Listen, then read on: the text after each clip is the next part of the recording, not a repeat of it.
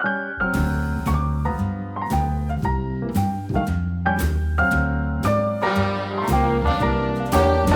name's Catherine Haynes. I'm a rugby league historian, and my particular interest was in women playing rugby league just after the Great War, and one particular match that was played before 20 to 30,000 people at the Sydney Showgrounds in 1921, and it's the match from which the first star of the women's game emerged, and her name was Maggie Moloney. What's really striking about this match is that the match reports are really positive, and this is a male-dominated sports press in 1921, but they were really impressed with the calibre of the play. But then Maggie, she took that match to a whole new level.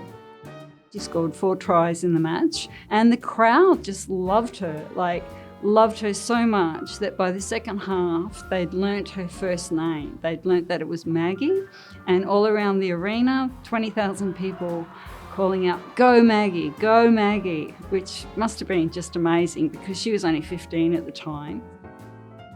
My name is Sharon Billinge. I'm a mural artist, and I painted the mural of Maggie Moloney here in Redfern. We picked this particular shot because you could see her features a little bit more, and she looks really proud in this shot, I think. And we thought the program would be a really good inclusion just because it gives the details of the match and makes it easier for people to Google the details of Maggie's life. So when I was designing the jersey, I wanted to keep that sort of historical feel.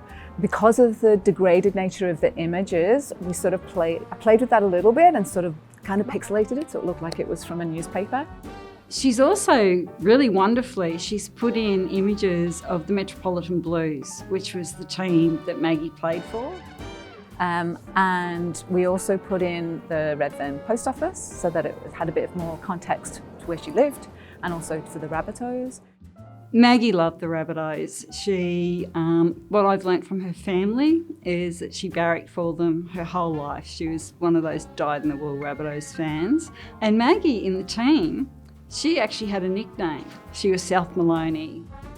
There's lots of reasons why it's important, that we recognise that there's always been women that have wanted to play rugby league. There's always been women that have been strong enough, tough enough, fast enough to play this game.